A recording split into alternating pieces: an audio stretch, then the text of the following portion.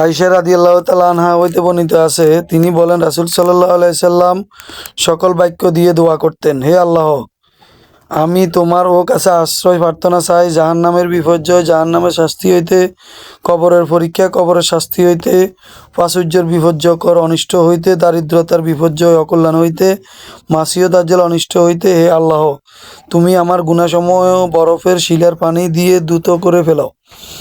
আমার ও মনকে এমনভাবে সকল পাপ থেকে পরিচ্ছন্ন করো, যেমনভাবে পরিচ্ছন্ন করেছো সাদা কাপড়কে ময়লা থেকে। আমার গুনাহসমূহের মধ্যে একটা ব্যবধান সৃষ্টি করে দাও, যতটা ব্যবধান তুমি সৃষ্টি করেছো পূর্ব ও পশ্চিমের মধ্যে।